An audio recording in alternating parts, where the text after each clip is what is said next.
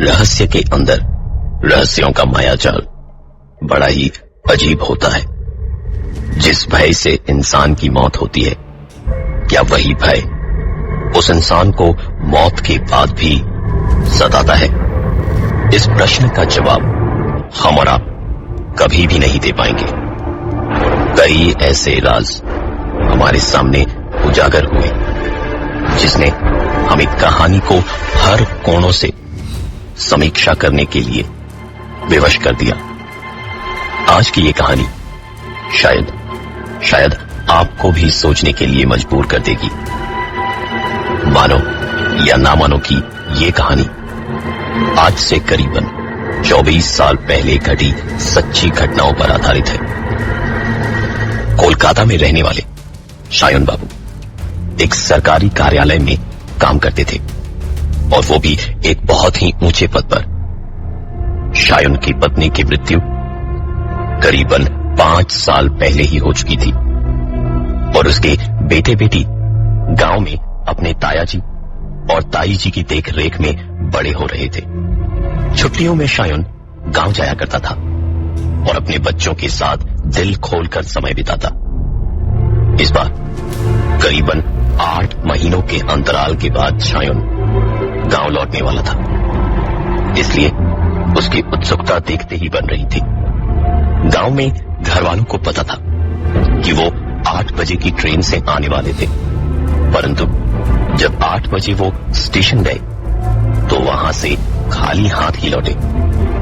पिताजी का इंतजार करते करते बच्चों को नींद आ चुकी थी।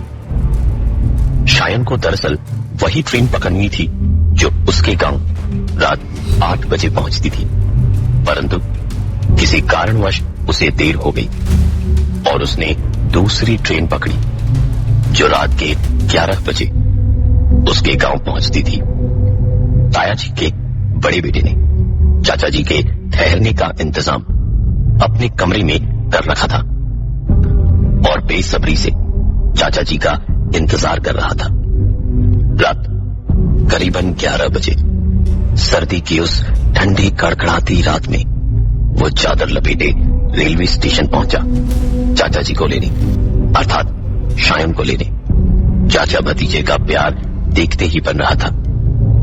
चाचा जी को प्रणाम कर उसने सारा सामान अपने हाथ में लिया और उनसे बात करते हुए घर की ओर बढ़ने लगा। करीबन 15 मिनट के सफर के बाद शायन अपने घर में था, जिससे उसकी बहुत सारी यादें जुड़ी थी। शादी के बाद शायन ने ये घर अपनी पत्नी के साथ मिलकर ठीक अपने सपनों के घर की तरह सजाया था। 5 सालों से वो कमरा बंद पड़ा था जहां शायन अपनी पत्नी के साथ रहता था। उसकी पत्नी की मौत कैंसर से हुई थी और उसकी मृत्यु के बाद शायन ने उस कमरे को हमेशा हमेशा के लिए बंद कर दिया। कभी किसी ने इस बात का जिक्र ना तो शायन से करा और ना ही अपने इस फैसले को विस्तार से समझाने की जरूरत समझी शायन ने। घर के बैठक खाने में बैठकर बातें करते हुए रात काफी हो गई थी शायन और उसके भतीजे को। शायन ने कहा कि अब मैं थोड़ी देर सो लेता हूं, क्योंकि बच्चे सुबह उठने के साथ ही उसे उठा देंगे। इतना कहकर वो अपने भतीजे के कमरे में चले गए और अंदर से चिटखन लगा ली। सुबह करीबन 7 बजे से बच्चे दरवाजा खटखटा रहे थे, परंतु शायन शायद इतनी गहरी नींद में सो रहे थे कि उन्हें बाहर हो रही दरवाजे पर दस्तक का कोई अंदाजा ही नहीं था। जैसे जैसे समय निकलता जा रहा था, घर वालों की चिंताएं बढ़ती जा रही थी। इस वक्त घड़ी में दिन के 11 बज चुके थे और बर्दाश्त की सीमा भी आपे से बाहर हो गई थी। घर वालों ने अंततः दरवाजे को तोड़ने का फैसला किया। दरवाजे को तोड़ जब उन्होंने कमरे के अंदर प्रवेश करा तो उनके पैरों तले जमीन सज चुकी थी। ऐसा अद्भुत दृश्य उन्होंने इससे पहले कभी अपनी जिंदगी में नहीं देखा था। शायुन का शरीर हवा में लटका हुआ था। ऐसा प्रतीत हो रहा था मानो किसी चीज से उसके शरीर को हवा में अटकाया गया हो, परंतु ऐसा था नहीं। घर वाले इस अद्भुत घटना से उबर पाते उससे पहले ही शायुन का हवा में लटका हुआ शरीर धड़ाम से बिस्तर पर गिर पड़ा। ये सब कुछ घर वालों की समझ से काफी परे था। उन्होंने तुरंत शायुन को संभालने की कोशिश करी। उसका शरीर आग की तरह गर्म था और होशो हवास गुल थे। थोड़ी ही देर में डॉक्टर को बुलाया गया, जिसने संपूर्ण रूप से निरीक्षण करने के बाद कुछ दवाइयां लिख दी। दवाइयों के इस्तेमाल से शाम होते होते उनके बुखार में काफी कमी आ गई थी और धीरे धीरे वो अपने होश में भी आ रहे थे। पूर्ण रूप से अपने होश में आने तक घड़ी में रात के 10 बज चुके थे। उनके भतीजे ने उनसे पूछा कि चाचा जी, आपको क्या हुआ था?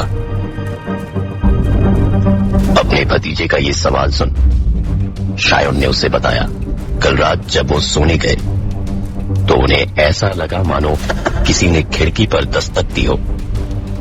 इस घटना को अपना वहम मान उन्होंने फिर से सोने का प्रयत्न करा, परंतु एक बार फिर उन्हें खिड़की पर दस्तक सुनाई दी। इस बार भी वो मन मारकर बिस्तर पर लेटे रहे, परंतु तीसरी बार जब उन्होंने खिड़की पर दस्तक सुनी तो उन्होंने उस इंसान को सबक सिखाने की ठान ली जो उनके साथ इतनी रात गए ये गंदा मजाक कर रहा था। उन्होंने बिना समय गंवाए ही खिड़की खोली और खिड़की खोलने पर जमीन से 6 फुट की ऊंचाई पर एक विशालकाय आकृति उनके सामने खड़ी थी। शायुन कल रात उसके साथ घटी इस घटना के बारे में अपने भतीजे को बता ही रहा था कि बताते बताते अचानक शहर कोलकाता से शायुन अपने गांव गया था, अपने बच्चों से मिलने के लिए जो अपने ताया जी और ताई जी की देखरेख में बड़े हो रहे थे। गांव में अपने मकान के अंदर शायुन ने अपना कमरा आज से 5 साल पहले ही बंद कर दिया था, अपनी पत्नी की मौत के बाद। रात 11 बजे जब वो अपने घर पहुंचा तो अपने भतीजे के कमरे में सोने गया और सुबह 11 बजे तक जब दरवाजा नहीं खुला तो दरवाजे को तोड़ा गया और अंदर का नजारा देख सबके रोंगटे खड़े हो चुके थे। डॉक्टर की दवाइयों से शायुन का बुखार बहुत हद तक खत्म हो चुका था, परंतु होश उसे रात के 10 बजे के बाद ही आया। उसके भतीजे ने उनसे पूछा कि उनके साथ क्या हुआ था, तो शायुन ने कल रात उसके साथ घटी सारी घटनाएं विस्तार से बताना शुरू करी और कहा कि खिड़की खोलने पर उनके सामने एक विशालकाय आकृति जमीन से 6 फुट की ऊंचाई पर खड़ी थी और इतना कहते कहते ही अचानक एक बार फिर वो बेहोश हो गए। कई कोशिशों के बाद जब उन्हें होश नहीं आया तो रात के करीबन 11 बजे डॉक्टर को बुलाया गया, जिसने निरीक्षण करने के बाद घोषित किया कि शायुन की मृत्यु हार्ट अटैक के कारण करीबन आधे घंटे पहले ही हो चुकी थी। अचानक से हुई शायुन की इस मौत का राज आज तक राज बना हुआ है और अचानक से हुई इन घटनाओं के कारण पूरा का पूरा परिवार सत्ते में था। किसी को भी समझ नहीं आ रहा था कि आखिरकार करना क्या है। सुबह तक सबने इंतजार करने की सोची, क्योंकि इतनी रात गए अंतिम संस्कार की तैयारी करना बहुत मुश्किल वाला काम था। रात करीबन 2 बजे सब अपने अपने कमरे में चले गए और शायन का भतीजा पलाश बैठक में अपने चाचा की याद में आंसू बहाए जा रहा था। चारों तरफ एक अजीब सी शांति थी, पर पलाश के मन में दुखों का पहाड़ उमड़ रहा था। सोने का बहुत प्रयास करने पर भी उसकी आंखें नहीं लग रही थी और तभी अचानक उसे खिड़की पर एक दस्तक सुनाई दी। पलाश ने पहले तो इसे अपना वहम माना, परंतु जब वो आवाज दोबारा आई तो वो उठकर खिड़की के सामने गया और खिड़की खोलने के लिए अपने हाथ आगे किए। रात के इस पहर में उस बैठक में पलाश के अलावा और कोई भी मौजूद नहीं था। पलाश खिड़की को खोलने ही वाला था कि अचानक किसी ने उसे पीछे की ओर खींच लिया। पलाश ने अपनी नजरें कमरे के अंदर चारों तरफ दौड़ाई, परंतु वहां कोई भी मौजूद नहीं था। पलाश की समझने की शक्ति धीरे धीरे क्षीण होती जा रही थी। तभी उसे याद आया कि कुछ ऐसी ही घटना उसके चाचा जी के साथ हुई थी, जिसके बाद उनकी मृत्यु हो गई। अगर पलाश ने खिड़की खोली होती तो शायद उसका अंजाम भी वही होता जो उसके चाचा जी का हुआ। उसे यकीन हो चला था कि हो न हो आज उसके बढ़ते हुए हाथों और कदमों को पीछे की ओर खींचकर उसके मृत चाचा जी की आत्मा ने ही उसके प्राणों की रक्षा करी है। सारी रात इन सब बातों के बारे में सोचते सोचते कब सुबह हुई पता ही नहीं चला। अंतिम संस्कार की सारी तैयारियां पूरी हो चुकी थी। हिंदू धर्म के नियमों के अनुसार सारी प्रक्रियाएं संपन्न हुई और शायन का शरीर एक बार फिर मिट्टी में मिल गया, परंतु आत्मा वो नहीं मरी, क्योंकि आत्मा अजर है, अमर है, जो ना तो कभी नष्ट होती है और ना कभी मरती है। शायन की मृत्यु को अभी 24 घंटे भी नहीं हुए थे कि घर में अजीबोगरीब घटनाएं शुरू हो गई, परंतु उन घटनाओं से किसी को भी कोई नुकसान नहीं पहुंचा। पलाश की माने तो उसके चाचा जी घर वालों को बस इस चीज का एहसास दिलाने की कोशिश कर रहे थे कि वो अभी भी उनके आस पास हैं और कहीं गए नहीं हैं। उस रात पलाश सोते सोते अचानक ही उठ गया। उसका पूरा शरीर पसीने से तरबतर हो रखा था। शायद उसने कोई सपना देखा था। उस रात सपने में कोई और नहीं बल्कि उसके चाचा जी ही आए थे, जिन्होंने पलाश से कहा कि जो कमरा 5 सालों से बंद पड़ा था, अब वक्त आ गया है उसे खोलने का।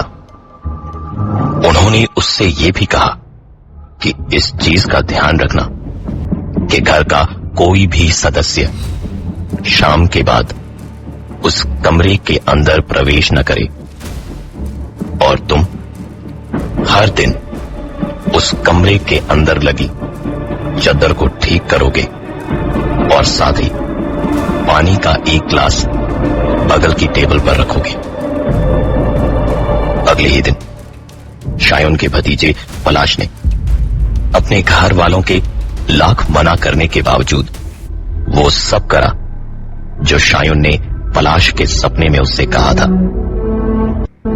शाम ढलने से पहले उसने बिस्तर बना दिया और टेबल के ऊपर पानी का ग्लास भी रख दिया। गलती से भी कोई उस कमरे के अंदर प्रवेश ना करे, इसलिए पलाश ने बाहर से एक ताला भी लगा दिया। ये रात कटनी पलाश के लिए काफी मुश्किल थी, क्योंकि वो यही जानने के लिए उत्सुक था कि अगली सुबह जब वो उस कमरे का दरवाजा खोलेगा तो उसे क्या देखने को मिलेगा। रात का पहर पार हो, अब सुबह के 6 बज चुके थे। पलाश ने कमरे का दरवाजा खोला और आश्चर्य से उसकी आंखें फटी की फटी रह गईं। पलंग पर लगा बिस्तर कुछ यूं मुड़ा हुआ था जगह जगह से, मानो जैसे किसी ने उस पलंग पर सोकर रात गुजारी हो। और आश्चर्यजनक रूप से पानी का ग्लास आधा से ज्यादा खाली था। हर दिन सुबह कमरा खोलने पर कुछ न कुछ अद्भुत वहां जरूर देखने को मिलता। कभी मेज पर किताब खोली पड़ी रहती, मानो जैसे कल रात कोई वहां किताब पढ़ रहा था। कमरे के अंदर रखी चप्पलें कभी बाथरूम के दरवाजे के पास तो कभी पलंग के पास मिलती। अलमारी का दरवाजा खुला मिलता तो कभी खिड़कियां खुली मिलती। दरवाजा बंद होने के बाद उस कमरे में क्या, कब और कैसे होता, ये आज तक एक रहस्य बना हुआ है। परंतु इतना जरूर था कि शाम ढलने के बाद वहां कोई जरूर आता था और एक ऐसा जीवन जी रहा था जिसकी कल्पना हम अपनी कल्पनाओं में भी नहीं कर सकते, मानो या ना मानो।